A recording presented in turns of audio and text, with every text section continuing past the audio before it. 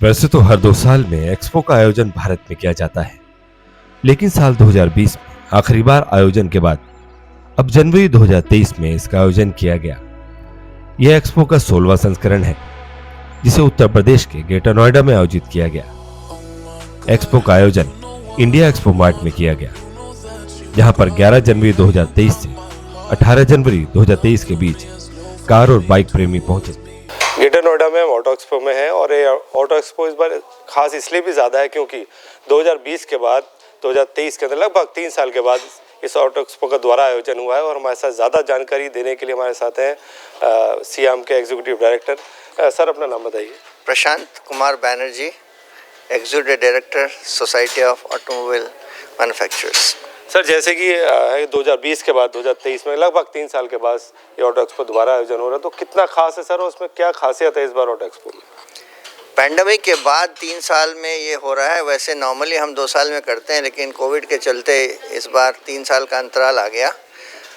इस बार सबसे बड़ी बात है कि सस्टेनेबल मोबिलिटी पे फोकस रहा है, इसीलिए आप देखेंगे कि बहुत गाड़ियाँ इलेक्ट्रिफिकेशन की तरफ जा रही हैं।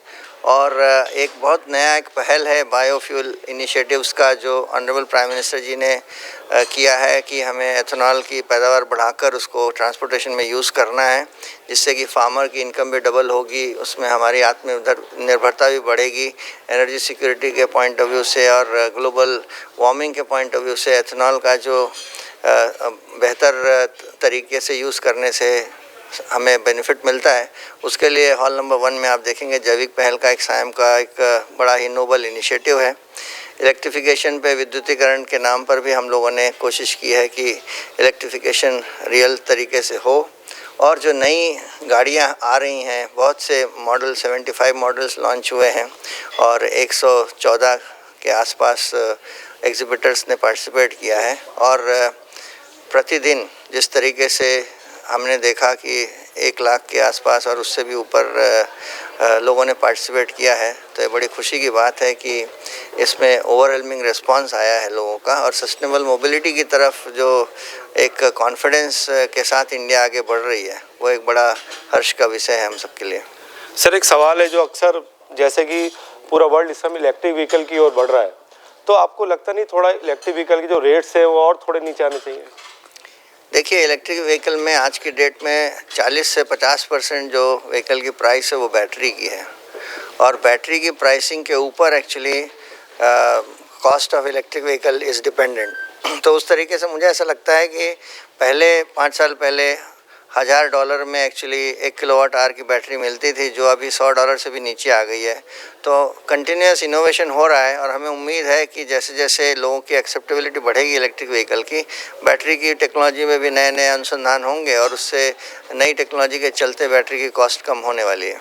क्योंकि अभी गडकरी जी ने कहा था कि हमारी पूरी कोशिश है कि रेट और नीचे आए, ताकि ज़्यादा से ज़्यादा लोग इसे खरीद सकें और जो ग्लोबल वार्मिंग पर उसे कंट्रोल हो सके। ये तो बहुत ज़रूरी है कि एक्सेप्टेबिलिटी ऑफ कस्टमर तभी होगी जब वो एक टीसीओ के पॉइंट ऑफ व्यू से, टोटल कॉस्ट ऑफ ओनरशिप के पॉइंट ऑफ व्यू से, बैटरी की कॉस्ट कम होने पर अगर इलेक्ट्रिक व्हीकल की विदाउट सब्सिडी अगर लेवल नॉर्मल आईसी इंजन के लिए बराबर आ जाएगी, तभी उसकी ज़्यादातर लोगों में एक्सेप्टेबिलिटी बढ़ेगी। सर, जैसे कि आप टेक्निकल भी स्ट्रॉन्ग है, तो इलेक्ट्रिक व्हीकल की जो बहुत सारी अभी खबर आई है कि बैटरी फट गई चार्ज करते वक्त, तो थोड़ा सा इस तरह भी ध्यान देना चाहिए। देखिए, ये बात तो सच है कि जो रिसेंट इंसिडेंसेस हुए हैं, थर्मल इंसिडेंट, उसमें कुछ क्षति भी हुई है जान माल की, वो बहुत दुखद है। उसके लिए सरकार ने तुरंत ही एक्शन लिया है और उन्होंने एक कमेटी बनाकर 18 से 20 इंटरवेंशंस बैटरी मैनेजमेंट सिस्टम के बारे में किया है कि क्या क्या सुरक्षा की व्यवस्था की जाए, और उसको इमीडिएटली उन्होंने इम्प्लीमेंट कर दिया है। तो उसके चलते ऐसा हुआ है कि जो बैटरियां इंपोर्ट होकर आ रही थी, जिसकी क्वालिटी कंट्रोल में ज़्यादा पैमाने पे मतलब बंधन नहीं लगा था, अब ये सुनिश्चित किया गया है कि जो भी बैटरी लगेगी गाड़ियों में, उसका पूरा ट्रेसेबिलिटी हो और वो कहाँ से आ रही, कैसे आ रही है, उसमें बैटरी मैनेजमेंट सिस्टम किस तरीके का लग रहा है, और अगर उसमें फायर लगने की अगर कोई संभावना होती है तो उसका अलार्म पहले से बच जाना चाहिए। उस तरीके की सारी व्यवस्था कर दी गई है। तो मुझे नहीं लगता कि आने वाले टाइम पे इस तरीके के इंसिडेंट्स आपको देखने को मिलेंगे, और कॉन्फिडेंटली जो ऑफरिंग होगी इलेक्ट्रिक व्हीकल की, वो बड़ी सुरक्षित होगी। सर, कुछ खास संदेश देना चाहेंगे? मैं यही कहना चाहूँगा कि मोबिलिटी जो है वो बहुत इम्पॉर्टेंट है देश के आर्थिक विकास के लिए, और उसमें आप लोगों का सहयोग बहुत ज़रूरी है। तो लोगों से यही उम्मीद है कि आने वाले टाइम पे वो ज़्यादा से ज़्यादा मोबिलिटी सर्विसेज यूज़ करेंगे और देश के विकास में अपना सहयोग करेंगे। और धन्यवाद हमसे बात करने के लिए। ऑटो एक्सपो की theme explore the world of mobility रखी गई। इस थीम के तहत ज्यादा सुरक्षित, साफ, ग्रीन और भविष्य में आने वाले वाहनों को दिखाया गया। इस इवेंट के दौरान internal combustion engine, CNG, LNG, ethanol से चलने वाले फ्लेक्स वाहन, हाइड्रोजन तकनीक से चलने वाले वाहनों के प्रोटोटाइप और प्रोडक्शन उत्पादों को पेश किया गया। तो आपको बता दें, हम ऑटो एक्सपो 2023 में आज हम मौजूद हैं और आप मेरे पीछे देख सकते हैं जो एथेनॉल पेविलियन है, ये इसलिए भी खास है क्योंकि पेट्रोल का अब तक विकल्प ढूंढ नहीं पा रहे थे। तो पेट्रोल का विकल्प एथेनॉल देखा जा रहा है, जो कि जो आगे व्हीकल आ रहे हैं वो बायोफ्यूल व्हीकल होंगे, जिसके अंदर एथेनॉल से भी गाड़ी चलेगी और पेट्रोल से भी चलेगी। तो बहुत इंपॉर्टेंट है। आइए हम इस पेविलियन में जाते हैं और क्या खास है इसके अंदर, अंदर जाके देखते हैं। आइए।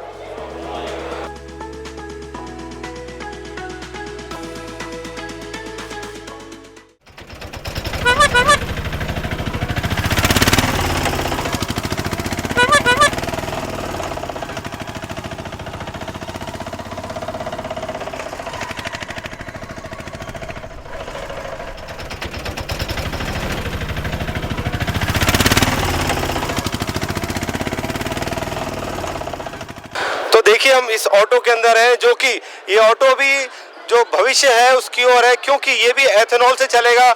और आपको बताऊं तकनीक कितनी आगे एडवांस हो गई है। कार के साथ साथ, बाइक के साथ साथ ये ऑटो भी अब सड़कों पर एथेनॉल का दौड़ेगा। और आइए कुछ लोग हैं हमारे से, उनसे बात करते हैं कि किस तरीके का भविष्य एथेनॉल का देश के अंदर है। और अपना नाम बताइए। जी, मेरा नाम मयंक शुक्ला, मैं आया हूँ अयोध्या से और यहाँ देखा एक्सपो मार्ट में बहुत ही खूबसूरत, बहुत ही अच्छा दिखा, जिस हिसाब से कि यहाँ पे मोदी जी का जो एक सपना था कि देश आत्मनिर्भर बनेगा और आत्मनिर्भर जैसा लग भी रहा है। किसानों के लिए बड़ा फ़ायदा है एथेनॉल से। अगर गाड़ियाँ चल रही हैं तो यहाँ पेट्रोल के दाम जो बढ़ते चले जा रहे हैं पब्लिक के लिए, उसकी बड़ी कि पब्लिक को ये होता है कि यार पेट्रोल के दाम बड़े बढ़ गए, यार गाड़ी में मुझे पेट्रोल डालने की बनी। लेकिन ये देश का विकास के लिए बहुत अच्छी चीज़ है, बहुत अच्छी अर्थव्यवस्था भारत की हो सकती है इससे, एथेनॉल से, अगर गाड़ियां चलना शुरू हो गई। किसानों के लिए बहुत फायदेमंद है। किसान बेचारे उनके अनाज सही तरीके से नहीं बिक पा रहे हैं आजकल, तो किसान भी रोता है कि एक प्रकार से ये हमारे अनाज साहब नहीं बिक पा रहे हैं, ये नहीं सही है, वो नहीं सही है। तो वहाँ पे किसानों का ये एक चेहरे में खुशी है कि हाँ कि साहब आज हमारे गन्ने का खेत है, आज गन्ने का खेत है, वो भी गवर्नमेंट लेगी, उससे गैस बनाएगी और जो भी करेगी गाड़ी उससे चलेगी। तो इससे भारत की अर्थव्यवस्था बहुत ही उचित होगी। नितिन गडकरी जी भी अभी आए थे, उन्होंने भी कुछ दिन पहले ही अभी एथेनॉल के बारे में बहुत अच्छी चीज़ें बताई थी कि इससे भारत को बहुत ही फ़ायदा होने वाला है। और जैसा कि आज मैं देख रहा हूँ बहुत ही अच्छा, बहुत ही खूबसूरत जिस हिसाब से ये अर्थव्यवस्था बनाई जा रही है भारत के लिए, ये हमारे लिए बहुत ही भविष्य के लिए बहुत ही खूबसूरत चीज़ है। तो देखिए मैं आपको एक बात बताऊं, जो पेट्रोल है वो इस टाइम ऐसी हालत में है, पेट्रोल का रेट अगर ये देखिए, इसके बारे में आपको ज़रूर ध्यान होगा। पेट्रोल के रेट इतने आसमान पे पहुंच गए हैं कि जिसका आम आदमी अपनी गाड़ियां निकालने में कतरा रहे हैं। और इसका एकमात्र विकल्प है एथेनॉल। एथेनॉल अगर आएगा तो जो पेट्रोल से जो परेशानी है, जो पेट्रोल के रेट है, उस पर कहीं हद तक लगाम आ पाएगा और जनता को काफ़ी आराम मिलेगा। आइए कुछ लोग इनसे बात करते हैं। सर, कैसा देखते हैं एथेनॉल जो है पेट्रोल का विकल्प आने वाले भविष्य में, तो आपको क्या लगता है कि कितना फ़ायदा पहुंचेगा आम जनता को? फ़ायदा तो बहुत पहुंचेगा इससे, काफ़ी लोग इस पर मूव करेंगे पेट्रोल से। और गडकरी जी ने भी कहा है कि आने वाले टाइम में डीजल पेट्रोल सब बंद ही हो जाएंगे अप्रॉक्स, तो एथेनॉल पे ही मूव करेंगे सभी लोग। सर, पेट्रोल के रेट इतने ज़्यादा है, कहीं ना कहीं परेशानी तो आई? जी बिल्कुल परेशानी है, बहुत ज़्यादा लोड पड़ता है। तो आपके पास गाड़ी है अपनी? नहीं, मेरे पास बाइक है। वो भी पेट्रोल से तो चलती है? पेट्रोल से चलती है, गाड़ी लेने के लिए भी सोचना पड़ रहा है अभी। देखिए यही बात है, पेट्रोल इतना महंगा है कि आम लोग गाड़ी लेने के लिए भी 10 बार सोचते हैं। तो विकल्प देखा जा रहा है। नरेंद्र मोदी ने और नितिन गडकरी ने साफ तौर पे पहले ही बता दिया था कि हम एथेनॉल की तरफ मूव करेंगे। और आइए और लोगों से बात करते हैं, ऐसा और लोग भी हैं कि सर आपको क्या लगता है एथेनॉल जो भविष्य है, इसका कितना भविष्य है और पेट्रोल का विकल्प के रूप में इसको देखा जा रहा है? नहीं, it depends on the costing of the fuel ये डिपेंड करता है। जैसे अगर अभी पेट्रोल हम देखें, हर किसी के मतलब रिचेबल है, पॉसिबल है हर चीज़ को परचेज करना। अब इथेनॉल फ्यूल भी उसका अभी कॉस्टिंग जैसे आप देख रहे हैं काफ़ी महंगा है वो। तो इन कंपेरिजन टू जैसे सीएनजी है, पेट्रोल है, डीजल, उसके कंपेयर तो अभी करंट सिनेरियो में तो महंगा ही जाने वाला है। लेकिन इथेनॉल का अगर प्राइस कम होता है तो सब द बेस्ट सब्स्टिट्यूट है वो। क्योंकि नितिन गडकरी ने कहा है कि जो किसान है और उनकी फसल का जो वेस्ट है और गन्ना है उससे एथेनॉल बनाएंगे, जिससे जो पेट्रोल के दाम है उससे इसका दाम कम होगा। हाँ, मैं वही बता रहा हूँ ना, लेकिन उस प्रोसेसिंग में भी तो जो कुछ ना कुछ पैसा खर्च होगा ना। मेन जो होता है प्रोसेस, जब पेट्रोल क्रूड ऑयल सस्ता है, लेकिन उसको प्रोसेस करने में, उसको फिल्टर करने के बाद जो पेट्रोल या डीजल जो भी हमें फ्यूल मिलता है, कॉस्टिंग उसकी वजह से उसकी रेट बढ़ती है। तो वो अब नितिन गडकरी ने बोला है, बहुत अच्छा एस्पेक्ट वो लेके आए हैं, लेकिन अब लेट्स सी क्या होता है आगे जाके। सर 98 रुपये के आसपास पेट्रोल है, तो इस पे आपकी लाइफ में, आम जनता की लाइफ में कितना भारी असर पड़ता है और इसकी वजह से चीज़ें भी महंगी होती हैं और आम जनता की पॉकेट पर असर पड़ता है। तो इसका विकल्प आपको क्या लगता है कि पेट्रोल पे जो विकल्प है इसका, जैसे नितिन गडकरी आप कह रहे हैं कॉस्टिंग जो है वो, जबकि आज इंटरनेशनल मार्केट के अंदर क्रूड ऑयल कम है फिर भी रेट पेट्रोल के ज़्यादा है। हाँ, तो वो तो बताया ना, वो तो देखिए गवर्नमेंट पॉलिसीज होती हैं, वो डिपेंड करता है गवर्नमेंट कितना लगाती है, ठीक है ना। और अपना लेबर टैक्स रहता है, मतलब काफ़ी सारी जो प्रोसेसिंग में जो टैक्स लगता है, अपना GSTs होती हैं, तो उसके ऊपर डिपेंड करता है। तो देखिए वो तो हम क्लियरली नहीं बता सकते हैं, वो डिपेंड ऑन गवर्नमेंट। हाँ, अपना नाम बता दीजिए। चंद्र प्रकाश। देखिए सही कहा चंद्र प्रकाश जी ने कि अगर एथेनॉल आता भी है लेकिन उसकी कॉस्टिंग क्या पड़ती है और मार्केट में उसका प्राइस क्या आता है, तभी ये पेट्रोल के विकल्प के रूप में देखा जाएगा।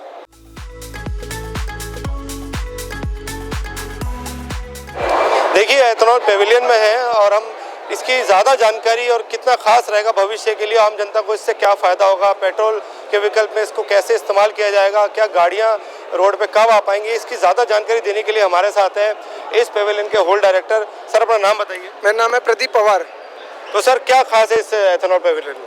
इथेनॉल पवेलियन में यहाँ पर हमने इथेनॉल पवेलियन बनाया है कि लोगों को इथेनॉल के बारे में पता चल सके। सबसे पहले तो इथेनॉल है क्या? इथेनॉल एक अल्कोहल है जिसको हम फ्यूल की तरह भी यूज़ कर सकते हैं। जैसे लोगों को लगता है कि पेट्रोल एक फ्यूल है, डीजल एक, ऐसे ही एथेनॉल भी एक फ्यूल है जिसको पेट्रोल के साथ हम ब्लेंड करते हैं, कुछ % मिलाया जाता है, फिर उससे गाड़ियाँ चलती है।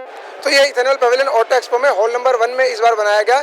इसमें पूरा इथेनॉल के बारे में बताया जाएगा। इसमें काफ़ी स्टॉल है जो इथेनॉल से जुड़े हुए हैं। तो जो गाड़ी मैं अपने पीछे देख पा रहा हूँ और जनता को भी दिखाना चाहूँगा, ये गाड़ी बायोफ्यूल है। हाँ जी, ये बायोफ्यूल है। इसे फ्लेक्स फ्यूल भी बोलते हैं, बायोफ्यूल है।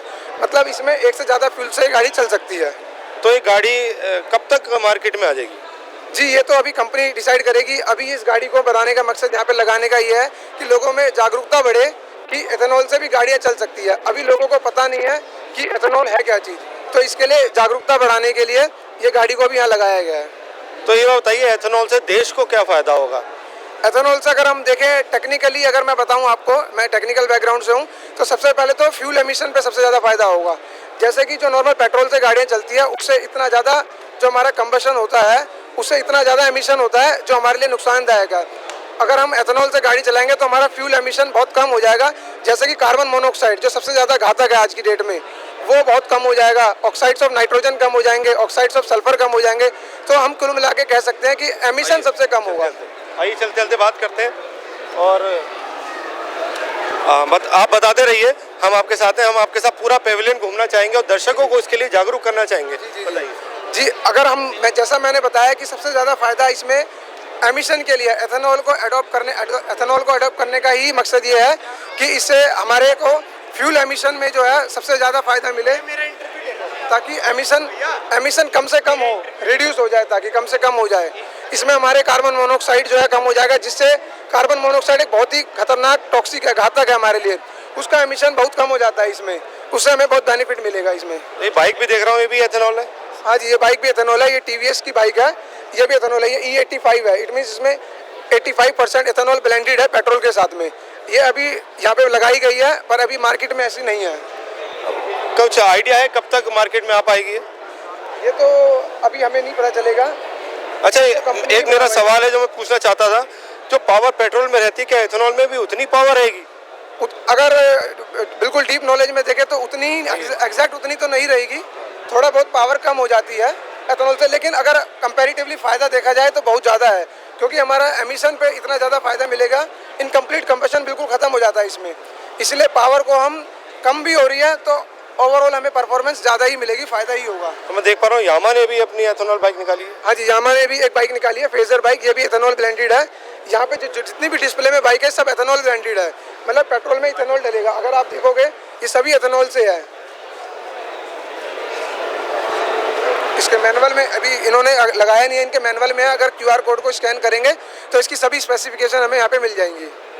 और कोई खास बाइक यहाँ पे आप दिखाना चाहते हो हमें, या कोई बाइक यहाँ पे- कन्वेंस और कौन सी कंपनी की बाइक है?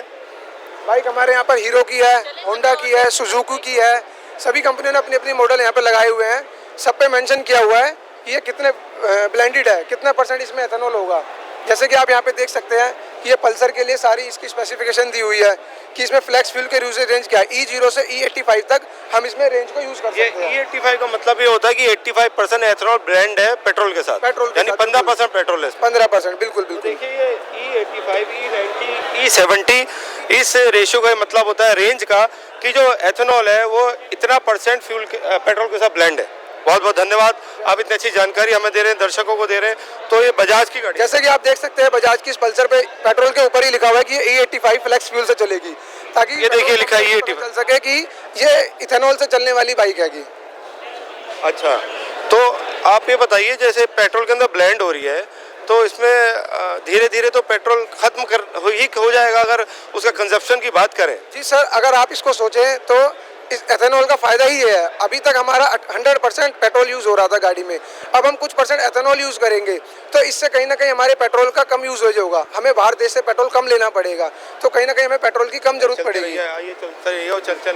बताते जी, हमें पेट्रोल की कम ही जरूरत पड़ेगी। तो कहीं ना कहीं इस बात में कोई दो राय नहीं कि अब हमें पेट्रोल बाहर देश से कम ही लेना पड़ेगा, निर्यात कम करना पड़ेगा और हमें इथेनॉल होगा। इथेनॉल जो कि पूरी तरह से हमारे देश में ही बनाया जाता है। किसान, जैसे कि किसान को एक अन्नदाता बोला जाता है, अब किसान को ऊर्जादाता भी बोला जाता है, क्योंकि कहीं ना कहीं किसान ही शुगर केन से जो है इथेनॉल बनता है, बीट रूट से बनता है, कॉर्न से बनता है, मेज से बनता है, तो इसको हमारा किसान ही उगाता है। तो आज से हम ये कह सकते हैं कि किसान अन्नदाता के साथ साथ एक ऊर्जादाता भी है। देखिए पीछे ये सब साइकिल बता रखी है, तो ये क्या लिखा, ethanol pavilion an initiative by the SIAM for sustainable future, और इसके अंदर बताया कि डेट ऑर्गेनाइज, थोड़ा आप बताइए। जी, ये सब टेक्निकल है। जैसे कि ग्लोबल वार्मिंग के बारे में आप देख रहे हो कि हमारे यहाँ पे ग्लोबल वार्मिंग काफ़ी ज़्यादा जो बड़ा इशू है, तो एक कार्बन साइकिल इन्होंने बताई हुई है कि जैसे हमने एक टारगेट रखा हुआ है नेट जीरो का, कि हमारे यहाँ पे एमिशन का टारगेट नेट जीरो हो जाए, जीरो एमिशन हो जाए।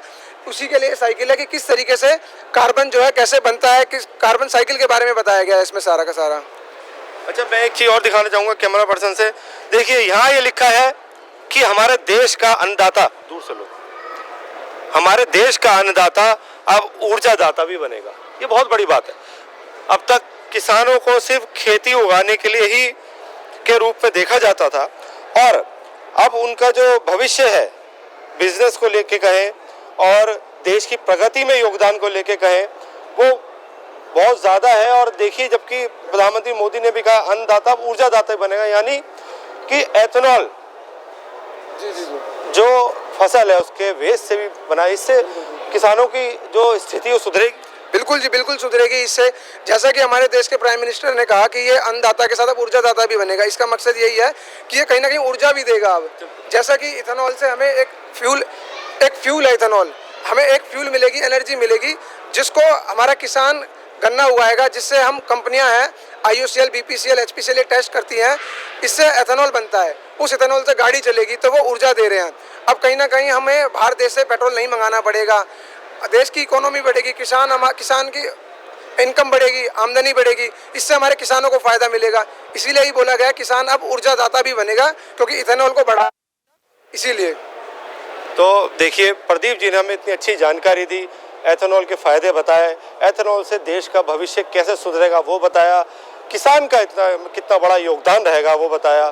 तो आप ही देखिए, जो एथेनॉल है उसका भविष्य बहुत उज्जवल है।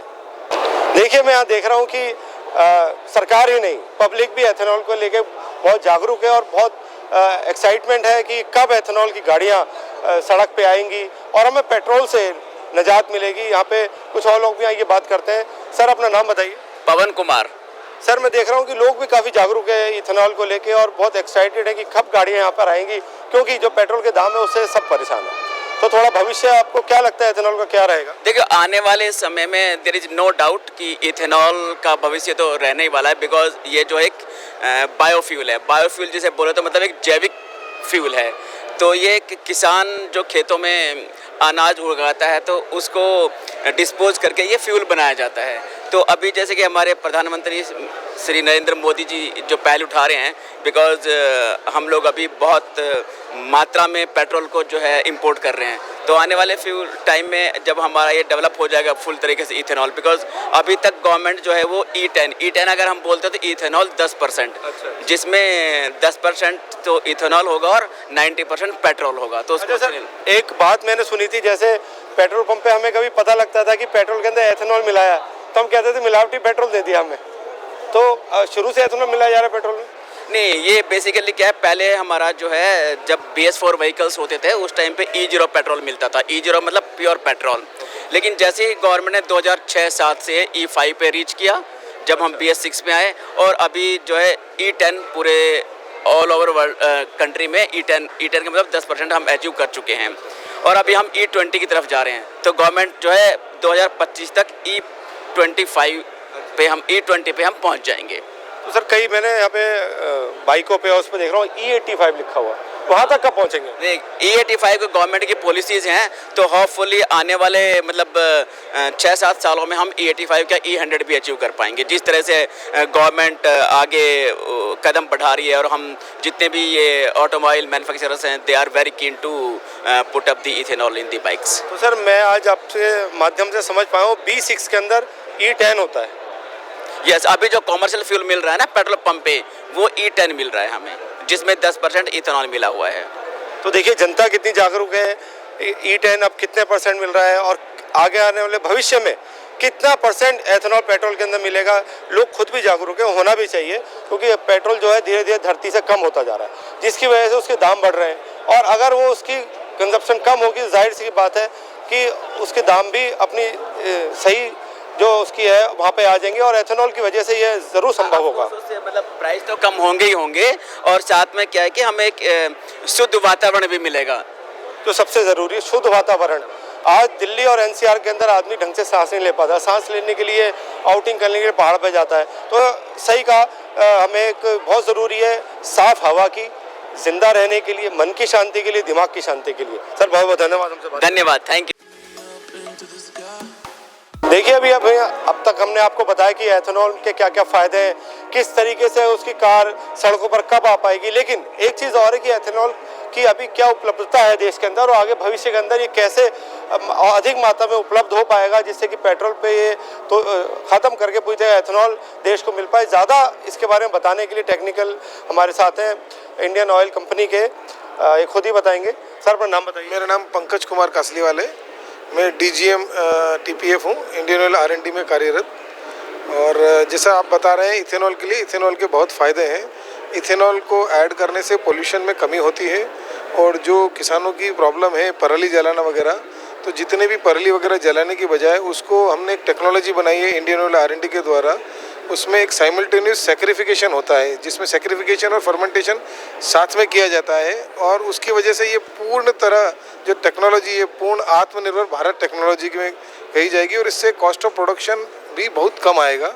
और जहाँ तक रही ब्लेंडिंग की बात, तो गवर्नमेंट ने 2018 में पॉलिसी बनाई थी कि 20% तक इथेनॉल की ब्लेंडिंग गैसोलीन में कर सकते हैं, जिसको 2030 तक पूरा करना था। माननीय प्रधानमंत्री के द्वारा जो पिछले साल पॉलिसी निकाली गई है, अब ये 20% की जो इथेनॉल ब्लेंडिंग है, अब हमें ये 2025 तक पूरी करने जा रहे हैं। और इसी के लिए काफ़ी plant Indian oil, BPCL, HPCL के आने वाले समय में अवेलेबल रहेंगे देश में, ताकि हम 20% की जो निर्धारित सीमा की गई है 2025 तक, उसको पूर्ण कर सकें। और इससे जो हमें पोल्यूशन की प्रॉब्लम है उसमें काफ़ी राहत मिलेगी, और मतलब socially it will be very very good for the country as well. तो सर इससे किसानों की जो इस टाइम स्थिति है वो भी, उसमें भी सुधार आ पाएगा? जरूर जरूर किसानों की स्थिति में सुधार आएगा, और इससे क्योंकि it is a value proposition, we are converting the residual into value added product which can be blended into premium products like gasoline, and also government has taken initiatives to blend it up to 20%। and और आप यहाँ पे auto expo में भी देख रहे हैं कि इतने सारे गाड़ियाँ नई लॉन्च की गई है, जैसे ऑटो फ्यूल पूरा इथेनॉल पेविलियन ही है। अब लोग बोलते हैं सारा माहौल इथेनॉलमय हो गया है, लेकिन उस दृष्टिकोण से तो नहीं कहूँगा, लेकिन अगर देश में गाड़ियों की संख्या का वातावरण अगर इथेनॉलमय हो जाए, माने कि अगर हम 100% इथेनॉल से भी गाड़ी चलाएं, जो कि फ्लेक्सी फ्यूल इंजन व्हीकल से पॉसिबल होगा आने वाले समय में, तो ऑटोमोबाइल इंडस्ट्री भी उसको कोशिश कर रही है कि सारी गाड़ियां नई नई लॉन्च कर रही हैं, उसमें कि गाड़ियां भी इथेनॉल से चलेगी, तो पोल्यूशन की में लगभग 20 से 30% की हिस्सेदारी कम होगी। और उसका एक सबसे इम्पोर्टेंट रीज़न ये भी है कि जो हम क्रूड ऑयल इंपोर्ट करते हैं उसमें भी फॉरेन एक्सचेंज में हमें सेविंग होगी। तो सर गन्ना चीनी के लिए जाना जाता था, गुड़ के लिए जाना जाता था, अब गन्ना एथेनॉल के लिए भी जाना जा रहा है। सर गन्ने का वेस्ट जो भी है, जैसे धरती माता कहती है भाई, धरती से जो चीज़ें उपजाऊ होती है, there is sufficient for everybody's need but not for greed. तो जो भी चीज़ बनी है उसका वेस्ट टू वैल्यू प्रोडक्शन तो होता ही होता है। और ज़रूर जैसा आपने कहा है कि गन्ना है तो गन्ने का कण कण इस्तेमाल में है, और इससे कार्बन डाइऑक्साइड का पोल्यूशन ज़रूर कम होगा। और हमने एक और टेक्नोलॉजी है जो आपको मैं बताना चाहूँगा कि जो कार्बन डाइऑक्साइड उत्सर्जन होता है जैसे गैसेस वगैरह में, तो उसको हम 3G इथेनॉल बोलते हैं। तो 3G इथेनॉल मतलब जो कार्बन डाइऑक्साइड गैसेस से निकल रही हैं उसको भी हम इथेनॉल में कन्वर्ट कर रहे हैं। मतलब आने वाले समय में जो गैस कार्बन डाइऑक्साइड एक्सेस मात्रा में हो रही है जिसकी वजह से प्रॉब्लम हो रही है, उसको भी हम इथेनॉल में कन्वर्ट करने के लिए पहली बार ये पहल की गई है, और इसका प्लांट अभी पानीपत में आने वाला है। और कुछ दिनों में मतलब अगले महीने तक वो प्लांट भी शुरू हो जाएगा, जिससे हमें 100 KL पर डे इथेनॉल की प्राप्ति होगी। सर एक आखिरी सवाल, जैसे कि आपने कहा कि जो सरकार ने डेडलाइन दी 2025 दी है, तो क्या हम उस डेडलाइन पर जो पूरा कर पाएंगे? सर ऑलरेडी हम लोग 10 से 12% तो मिला ही रहे हैं। हमारे पास जो गवर्नमेंट ने मैंडेट दिया है उसकी डेडलाइन को हम समय निर्धारित सीमा से पहले ही प्राप्त कर लेंगे। और मैं ये भी कहना चाहूँगा कि जो सरप्लस होगा उसको भी हम कोशिश कर रहे हैं कि किस तरीके से कार्बन उत्सर्जन में कमी करके हम किस तरीके से दूसरे पदार्थों में भी मिला सकें, ताकि जितना हो सके किसान भाइयों को उसमें हमें अपना सहयोग दे सकें। बहुत धन्यवाद हमसे बात करने के लिए।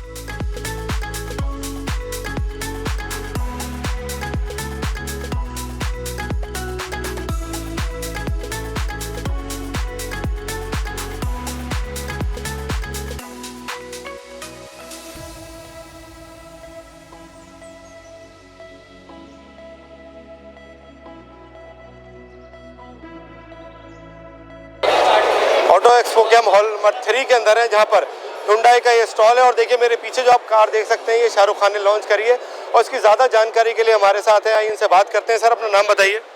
सुनील जी, कुछ क्या खास है इस कार के बारे में जिसको शाहरुख खान ने लॉन्च करा, बताइए। ये एक ऑल इलेक्ट्रिक कार है जो कि एनवायरनमेंट फ्रेंडली है, कार्बन फुटप्रिंट्स कम करती है, और इसकी रेंज भी काफ़ी अच्छी है। It gives you 631 kilometre one charge. इसका दूसरा बेस्ट फीचर है व्हीकल टू लोड। आप इसमें प्लग इन करके अपने डिवाइसेस को पावर कर सकते हो। जैसे आपका कोई होम अप्लाइंसेस है, आपको कहीं पे कोई म्यूज़िक इंस्ट्रूमेंट बजाना है, आप ये हमारी V2L जोन जो है सामने, वहाँ पर जाकर आप एक्सपीरियंस कर सकते हैं इसको, इस फीचर के बारे में। वहाँ पर अभी एक परफॉर्मेंस होने वाली है रॉक बैंड की, जो कि एंटायरली कार से पावर हो रहा है, उनका पूरा instrument, amplifier and speakers everything. Sir इसका प्राइस क्या है? Approx 45 lakh for first 500 customers, and post that it's 62 lakh. And for more information you can go back to the Hyundai people, they will give you more clarity. तो sir ये कब तक सड़क पे आ जाएगी?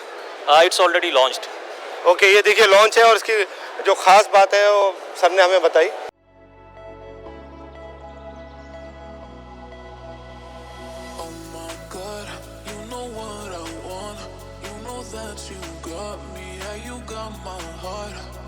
Come to me, slow from me towards me, yeah. I'm following you, take me up into the sky.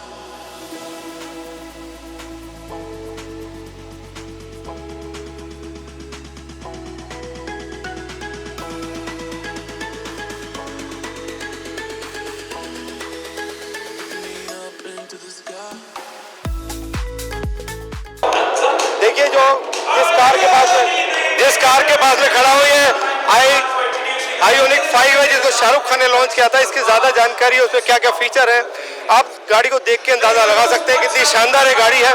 और ज़्यादा जानकारी के लिए हम बात करेंगे। सर इधर आइए, अपना नाम बताइए। मोहक। शाहरुख खान ने इसको लॉन्च करा है, अगर किंग खान ने इसको लॉन्च करा है, कुछ ज़्यादा ही खास बात होगी तो बताइए इस कार के बारे में।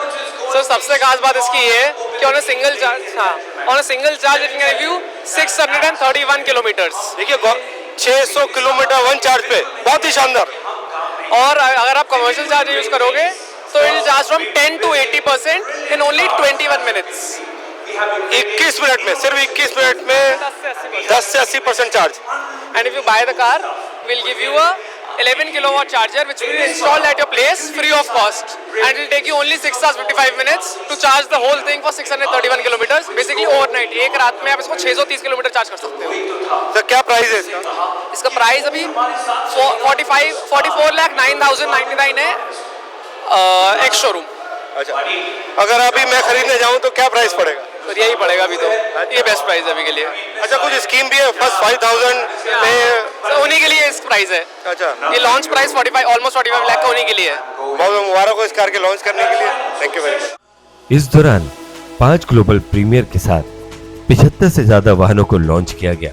एक्सपो में शामिल होने वाली कुछ प्रमुख कंपनियों में Maruti Suzuki, Hyundai, Kia, MG, Tata, Toyota, Ashok Leyland, JBM, SML, Eicher, Hero Motor, TVS, Honda motorcycle और scooter India, Bajaj auto, Yamaha motor India, Suzuki motorcycle आदि कंपनियों ने हिस्सा लिया। इसके अलावा मर्सिडीज और महिंद्रा जैसी कुछ कंपनियों ने इस साल ऑटो एक्सपो से दूरी बनाई रखी। Reporter Alok Massey, camera person मोबेट मैथ्यू, वी नेशन न्यूज।